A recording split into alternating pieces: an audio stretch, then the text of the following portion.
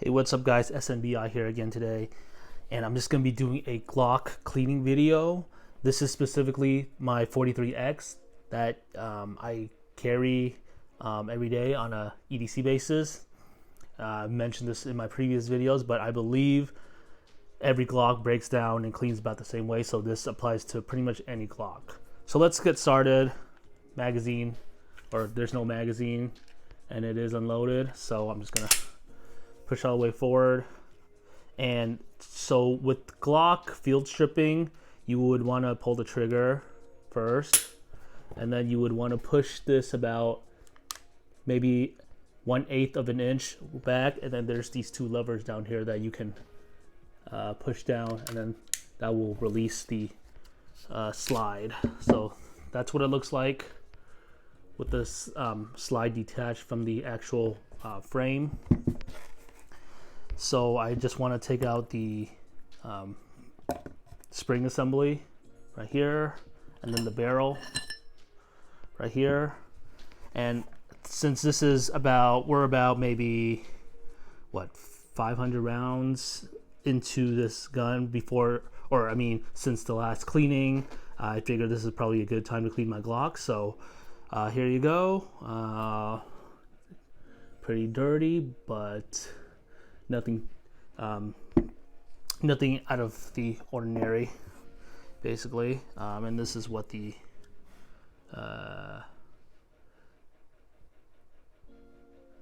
frame looks like. It's pretty dirty as well. But all right, let's get cleaning. So first I want to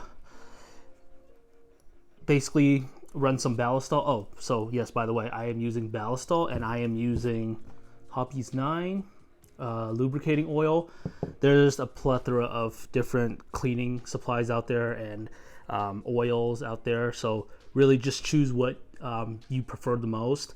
I prefer this the most because this is what I found at my local Walmart, so I just went with it. This one, because I'm a big fan of Hickok 45, I decided to use Ballistol, and I know he uses that for all of his cleaning videos, so I'm just going to use Ballistol for now. What I'm going to do is I'm going to lubricate the, or I should say, spray the inside of the barrel, maybe even outside, really. Just soak it all in there. Like Hickok 45 says, you can never really have enough Ballistol, and he really loves his Ballistol, so I'm going with it. So I'm just going to let that pretty much sit there. I'm just going to clean the outside because it is kind of oily. But the inside, I want to just let that Ballistol soak in there and clean up all the carbon and all the buildup that's in there as long as possible. So when I use this brush, and this is the brush that the Glock comes with, then I can easily just scrape off anything inside. So while we're doing that, I want to spray down the, the spring as well, get that nice and soaked. And I'm just going to run a couple of patches all over it. I could have easily gotten paper towels, but I figured this would be easier. And this is what I'm using here. This is just a couple of Hoppe's 9 gun cleaning patches. Yep. And then what I also have here as well is my Tipton cleaning gun picks. So that's what those look like, courtesy of Mr. Guns and Gears, because he told me about those, and I went on Amazon and I bought those. Both of them are about a couple bucks each, so they're not expensive at all by any means. Okay, so get that nice and lubricated, nice and clean, I mean. And then, yeah, looking shiny already. Anyways, push that down, make sure it actually, oh wait, okay, well, never mind, I'll leave that here. All right, so I'm gonna leave that to the side. I think that's about done. Just to make sure. Okay, my hands are kind of soaked already, but that's to be expected from cleaning your guns. And then now I want to just spray Ballistol on another patch. Basically just run it through the inside. that's a little bit too much, so let me spread that around. So this, working on my slide right about now, so I'm just gonna really clean that up, slide her up real quick, real nice. So you can see it's really dirty. So yeah, it doesn't take a lot of rounds to make the the thing dirty, but I'll try what I can, try my best to just get all of that. I'd probably use a lot more patches than I should, but then again, for me, I'm kind of like a neat freak, and every time I see dirt, I just kind of replace it with a new patch. And because you're also getting like 500 patches with the bag that I showed you, I mean, that's a lot, and I'm not too worried about using an extra patch here and there. But I just want to, what's more important for me is I just want to get my guns clean and all that, make sure they're clean, because that's more important than spending a couple extra patches to get the job done. Alright, so I think that's about good. Here, we want to just use your Tipton pick right now to get all the edges that you might possibly miss. Oops, try that again. Okay.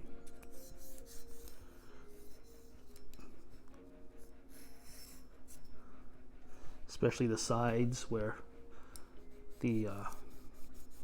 it goes back and forth. Probably important to get those as well, but yeah, that's looking pretty good. Yep. Let's see.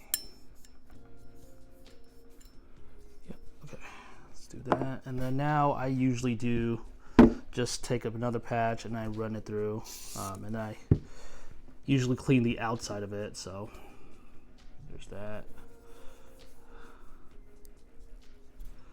It's probably hard to see with one hand or with a different angle, but I assure you I'm cleaning all edges of the gun, of the barrel, I mean, what am I saying, of the slide. Just trying to work it all the way here and there, make sure everything's shiny. Okay, I'm gonna put that down, clean that up real good. Okay.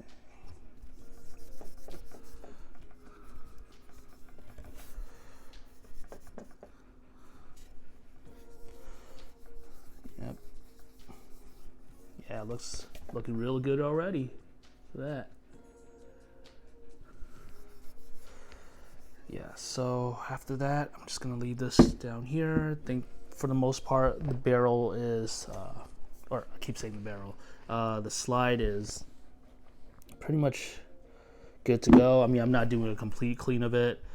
I'm just, wiping down any debris or any residue that might build up over 500 rounds or so. I mean, 500 rounds isn't like, the end of the gun or anything, so by all means, it's not like, it won't be the dirtiest that it'll ever be, but it still requires a good cleaning from here to there.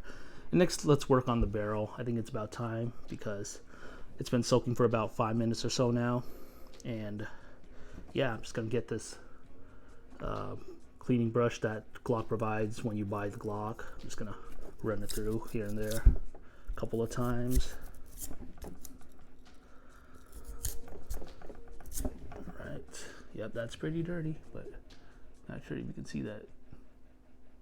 But it's looking pretty good already. So after that, I'm just gonna take this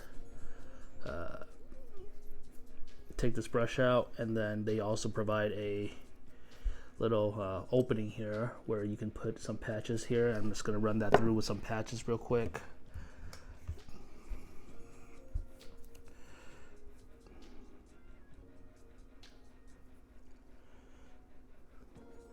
Okay, so that's good enough. Let's just run that through a few times. Yep. pretty dirty, but again, that's to be expected. Oops.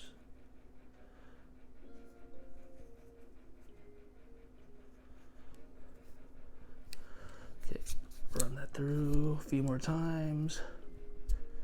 Yeah, sometimes it gets pretty hard to put it in there, but you just gotta give it some force and should be good. All right, that one went out easier than the last few times, but that's what you have as your end product.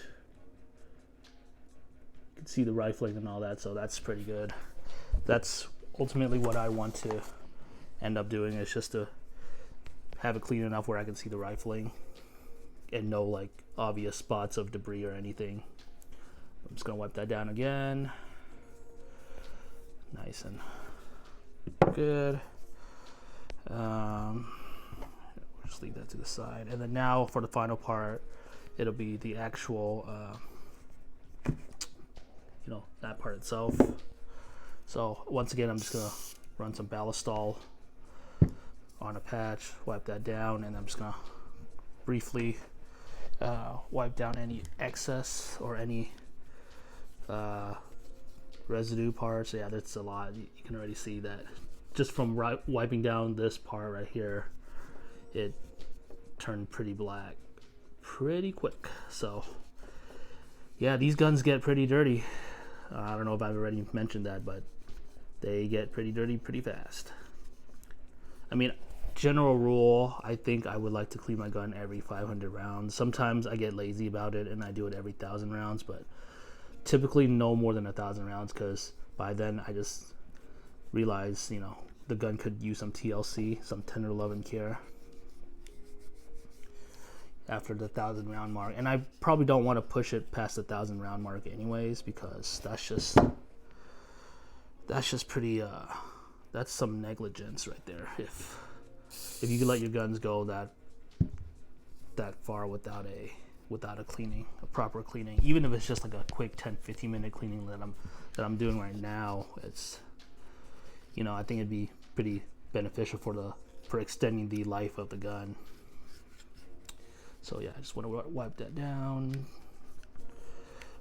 So first I'm gonna use the just my hands, and then I want to use the picks again for any hard to reach surfaces that I might miss.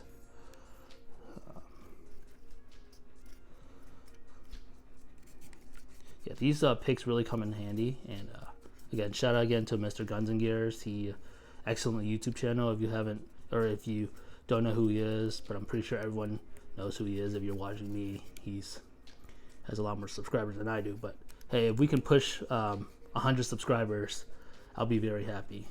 But yeah, he's really great. I mean, I've tried my best to follow all the you know, all the gun channels on YouTube. I follow Hickok45 again a lot. Super nice guy. I mean, he just overall, you know, makes you feel happy no matter what gun he reviews. It seems like I watch his videos regardless anyways, because I enjoy just his content so much. Anyways, should be the end of that. But for the most part, I think I got a lot of it done. I mean, there might be some obvious spots that I might miss. You can't get this gun like too perfectly clean either. It's just, there's always that one hard to reach spot that, you know, it's impossible to get through unless you take it all apart. But I try my best. I mean, I am just field stripping it, I'm not, you know, too concerned about taking everything apart. It'll be a longer you know, cleaning video, but I just wanted to make this a quick cleaning video and still, you know, have the proper cleaning done to it. Okay, so that looks pretty good. I'm gonna just go with it. I know it's not the best, but then again, I'll probably clean it up in like maybe a couple of weeks again anyway. So what isn't left, or what isn't finished today, I'll get it through the next time. So I'm just, final touches, I'm just putting another patch through the where the magazine would sit, just to clean up any necessary debris, or degree debris that it might have, and it, you know, it's somewhat dirty, not as dirty as, you know, the main components, but it's still somewhat dirty. Yeah, I'm just gonna take this final patch to run through everything, make sure it's spotless, and then we'll go with the lubricating part next. So I think we're good there. All right, perfect. So throw that away. I use a lot of patch. I know I'm pretty guilty of that, but like I said, it's a couple of dollars for a count of 500, so I'm not too worried. Especially if the intended purpose is to, you know, keep your gun as clean as possible anyway. So I don't mind it at all. I mean, these patches are meant to be used one way or another anyways. So, yep, there's that. Clean up everything before I lube it. And because, so Ballistol, it's it lubricates, it penetrates, and it protects basically. So it's like it's another CLP. So it already has a lubricating component to it, except I would like to use, for safety measures and for extra reliability, I would like to use a second source of lubrication, just so I know it'll run, you know, perfectly fine, and I'm confident in the abilities to run. And I know, like, polymer guns, like, they don't need a lot of oil to run, but I just like that extra peace of mind that comes with it. Okay, so let's get on to lubing now. So put the Ballistol down. Just throw this to the side. But we have again, Hoppe's 9 lubricating oil with a little needle, so it's easier to really get those fine edges, hard to reach edges. So let me get some more patches out. So what I do first is this is the barrel. So what I do first is I like to just put that on the front of the barrel, and I'll just, you know, rub it all the way around or so. Just some light oil. I know I probably used a lot more than I should have, but that's fine. And then you want to just put one drop there, rub that down too, and then you want to put one drop in here, I believe you want to put this one right over here as well. So really just one drop everywhere. I'll work my way around. Yep. Okay, and then you would want to, I guess, put one right here too, where it slides. Okay, and then rub that down. It should be well lubricated. I don't know if you can see that, but it's has a ton of oil in it already. So there's that. Then next you would want to, you know, for me, I lubricate this part right down here. So maybe like a couple of drops. Yep. And then work, you know, just run that through real quick. Nothing too fancy. And then for here, I would want to just run it through there's these two like rails on the sides where where it kind of goes back and forth, and I lubricate that as well. Yep. And then what's important is that you don't want to get any oil in the where the striker component is, because a lot of excess oil can really cause problems with the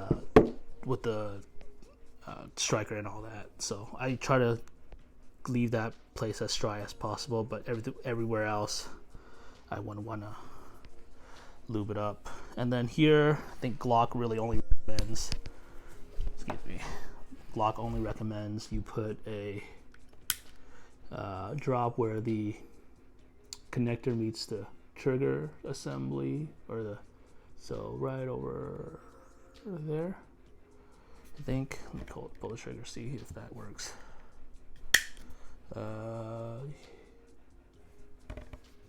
Not sure if you can see that, but it's like right over there. Okay, just a drop, and then work that if you want. Yep.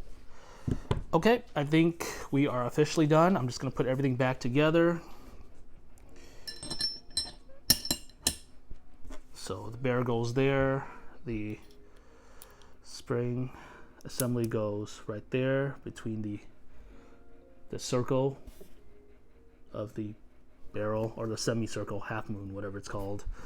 And then now to reassemble the Glock, you just want to put that down. You just want to do that, and then, yep, perfect. So what I usually do now is that I check for function. So slide down, just pull the trigger, make sure it works. Okay, it does. And then you want to rack it, and then you want to see if the reset works, which it does. I don't know if you can hear that. I don't know if you heard that, but it definitely has a trigger reset. Right there again, yeah. And that's pretty much all there is to it. If you want, you can always rack it again, back and forth, just to make sure that all the oil is contacting the places that it should. And you're about done. So I know this is a long video, but thanks for sticking with me. Again, if you like this video, please give it a like and subscribe if you haven't already. My goal is to reach 100 subscribers, and then we'll go from there. So thanks again. You guys have a great day.